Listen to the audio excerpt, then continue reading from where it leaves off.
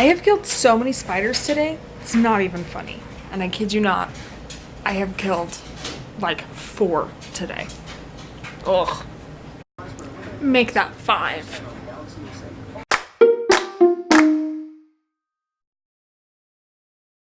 Well, good morning, Munchkins. Good morning, Munchkins. Ella, will you tell us what time you went to bed last night? Oh, really? Is 10 o'clock at night? You think that's funny? So we had another late night last night. I don't know what's going on, but daylight savings this weekend is gonna kill us. I just know they're gonna stay up so late and wake up so early, and it's gonna be so terrible because I want extra sleep and I won't get it. But that's okay, that's what being a mom is. It's not getting the extra sleep you want, so we deal with it. Isn't that right? Isn't that right? What do you think? Is that right? Is that right? Like Derek said, they're kind of weird about the camera. But welcome to our morning. We've taken a nap, I edited a video, and we're probably going to be stuck inside today because the van's not fixed and it's rainy. So I'm not going to take them on a walk because it's raining and we'll get wet and cold. So today's an inside day. So today we have to find things inside that make us happy. And probably not more baking because, well, I'm out of butter, first of all. But also because we still have cookies and I don't need to just keep making things, even though I probably want to. We'll find other things to make us happy. I have killed so many spiders today, it's not even funny. I hate spiders. And I hate this time of year when they all come inside because they think that they can just live in my house. Ugh, I hate spiders. And I kid you not, I have killed like 4 today. Ugh. Make that 5. One of the spiders I killed was in my binky jar, so I had to sterilize all the binkies because I was kind of afraid it laid eggs in there. But also, ew, I don't want spider legs all over the binkies that go in my children's mouths. Gross. So they've just been boiled in hot water to be sterilized of all of the gross spiderness that was on them. Are we waking up from naps? Well, hello, good morning. Hello, good morning. Well, here's this camera, she says. So I assume that meant film something. Yes, because nobody likes it when you're not in the videos. They get bored of me. I'm eating a cookie. And they're delicious. Like, good job, babe. Thank you. Welcome. Look at this meal my wife has made. Oh, steamy. Sorry, let me fix that. Delicious vegetable soup. I need to eat it because I have to go to yet another thing at the high school. The Bar J Wranglers concert. They're a Western band. They're like a cowboy band. They're like a cowboy band. Like, they yodel. They just sing things and not my style of music. So this will be a great fun evening. But that's okay. I might take my laptop and like grade things. So anyway, I'm gonna eat food. And then gotta go to my concert. That's what I gotta do. Okay, here we go. So since we've had late nights the past couple nights, tonight we're trying staying up until they are telling me they're tired. I know, we've just got this one playing at my feet here. And this one playing over here. And it is almost 8:30 at night. Bedtime's usually around 8. But these little munchkins just playing. Just happy as can be. So, I'm not gonna force them to go to bed where they'll just scream at me and not sleep. I'll let them play until they make themselves tired. And then we'll go to bed. Sound good? Great. It's 9:05. I just put the girls to bed. We'll see if they stay there. I'm hopeful. Honey, Yes. I have a story for you. I would love to hear it. It's quite the story. I'm excited. Guys. Like, I'm kind of in a state of shock because tonight was the Bar J Wrangler concert at my auditorium, and all I had to do was like be there to be like a tech director, which is fine, which is great. And I'm like walking around, the show's about to start and everything, and someone came to me. Oh, sorry. Someone came to me and was like, we seem to have been double booked. Our tickets both say the same seat. And I was like, oh no, let me go try and figure out. I was like, I'm not in charge of seating, so let me go talk to the man who's in charge of seating. And so I go out to the lobby. There's so many people out there. Go to the lobby to figure out what's going on. And I'm trying to talk to the guy who was in charge of all the seating. All of a sudden I hear this lady was like, does anyone know the address to the school? Does anyone know the address to the school? And I like turn around. Ow, Lionel. I like turn around. Ow, Lionel. Sorry, one more time. I turn around and there's this man who is on oxygen. He's an old man and he's on oxygen. His wife is like holding him onto this chair because he's just like schlunked over and just like not doing well. And so one of the ladies who was like selling merchandise had called 911 and she was asking for the address of the school. So I go over there and I'm like, you need the address? She's like, yeah. And I was like, 1450 South. I probably shouldn't give you the address. It's fine. So then he gives her the address. And I give her the address. And I'm just like standing there watching this man just like slump over in his chair and he's just like, and just like making these like noises. And then he was like drooling from the mouth and I was like, oh no.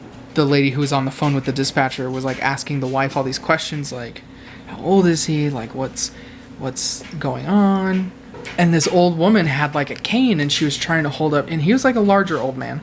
She was like trying to hold him up with like one hand and like she was struggling. And so I was like, do you want me to hold him up for you? And she was like, yes, yes. And so I take him and I like push him back into the chair and his head is still like down and he's just like, oh. And the lady was like, is he responding? Is he responding? And she was like, Bob, like the wife was like, Bob, Bob. And he was not with it. I don't know what was going on, but he was not with it. And then the dispatcher lady was like, you need to get him on the floor. And so the lady who was on the phone with 911 was like, we need to put him on the floor. And his wife was like, no, there's no way, we can't put him on the floor. And I would only assume that like if you're having like heart failure or something like that, like putting you on the floor like opens your airway. I don't know. Well, because they talk about you have to have, I mean, usually they want you with your feet elevated. It has something to do with the blood flow. Circulation. Yeah, so the dispatcher lady was telling us to put him on the floor. Bob's poor wife was like refusing. And I mean, it was me, this older woman, and then another lady on the phone. Like everyone was just kind of like standing around watching what was happening. Yes. But no one was like really doing anything except for me and like two other ladies. It's like they talk about, what do they call it? Like the car crash effect or whatever, where people just stand and stare. they just expect other people to help. They go into shock. They don't know what to do. Yeah, and that's kind of what I was in, because I was like, what is going on? But then his wife was like getting weak and like she was about to fall down. And so I was like, Rachel, give me your chair. So Rachel gave me her chair and I like set it down for the wife. But then this lady came over and she was like, do you need help? I'm an EMT. And I was like, yeah, we need help. And she was like, has anyone called 911? I was like, yeah, she's on the phone with them right now.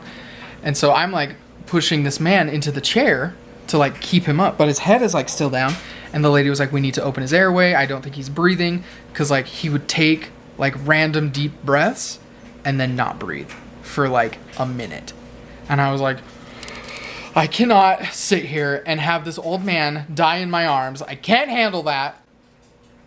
And so the lady was like, is he on oxygen? Because he had like an oxygen tube. And they were like, yeah. And she was like, where's his tank? Apparently his tank wasn't even hooked up. Like, you know how when the girls were on oxygen, there was like that thing with the valve that you had to put on the tank? Apparently that was like not. The valve was in there? Yeah, because she was like, no, the valve was there. It just like wasn't put on. Because then she was like scrambling to try and put the valve on. Oh, I see. So oxygen could flow. Oh, yeah, because it like dangles and you have to like stick it on. Yeah. So she was scrambling and she was like, I need you to like hold his head up so that his airway is open. And I grabbed his forehead and like pushed it up, and his lips were just like purple. And he was just like drooling, and he was not responding. And he was like not there, because he would like take a deep breath and then he would stop. And I was like, this man is dying, this man is dying, this man is dying. And I didn't know what to do. All I could do was hold his head up. And so I like pushed his head up with my hand, and his head was just like so cold, like a dead person. And I was like, oh no, this man has died. This man has died.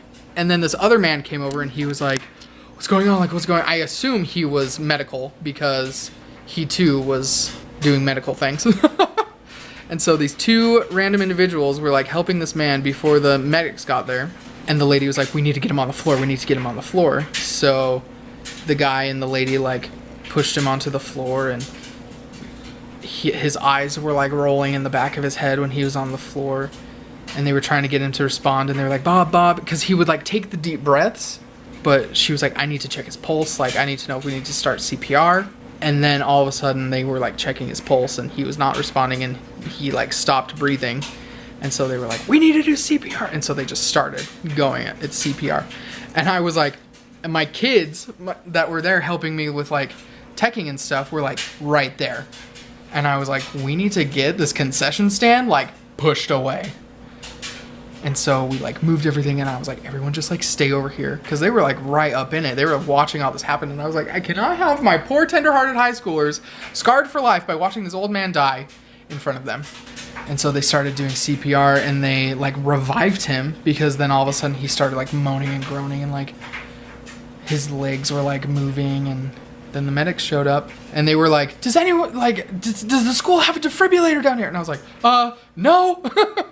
My auditorium does not have a defibrillator. So once when I was a teacher, a little boy died on the playground. And the PE teacher did CPR and brought him back to life. Oh yeah, I remember that story. And then we all had to have CPR training, and they put defibrillators in the school. It was really intense. Yeah. He was also very popular when he came back to school. All of the kids wanted to sit by him. He survived. But then the EMT showed up, and they took him away, and his name was Bob.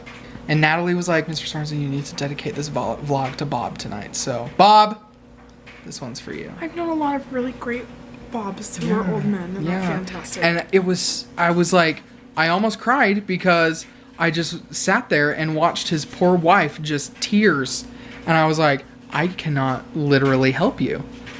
Like, all I can do is sit here and hold his head. I don't know what else to do. I'm so glad he's okay. But it felt like an eternity before the medics got there. Where were they coming from? The hospital, but... The one here? Yeah. Ugh. But it felt like an eternity. Ugh. And I know dispatchers and stuff, like, they have to get ready, they have to do all these things, but, like, all the random questions, I was in a moment of crisis, and I just wanted to be like, just send the ambulance! But I'm sure they already had. Ambulance crew know. Yeah, I'm sure they already had. But that's my story about Bob, and they took him away, and I don't know what happened to him. I'm sure they do that because if they can tell you what to do before the medics get there to help save people. Right. Because they probably have to, like, coach you through reviving someone if they stop breathing. Probably. Oh, pray it never happens to me. This is why you should be CPR certified. I think I am. You have to renew it every so often. So. Oh, then I'm probably not. That's my story of Bob. Hope he's okay. Yeah. Wow. Poor Bob. Poor Bob. Apparently he's had open heart surgery, like 7 bypasses. Oh, wow. So, because his wife just sat there and was like, he has a bad heart, he has a bad heart. And she was just crying, and I was like, I want to hold you, but I have to hold your husband's head up. But there it is. Wow. Good job, honey, for helping. I aided in medical things tonight. Good job. It was very scary. Okay.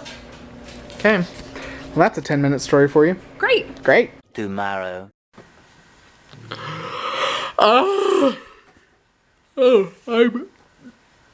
overly tired. But I got like 9 hours of sleep, so. These munchkins slept for like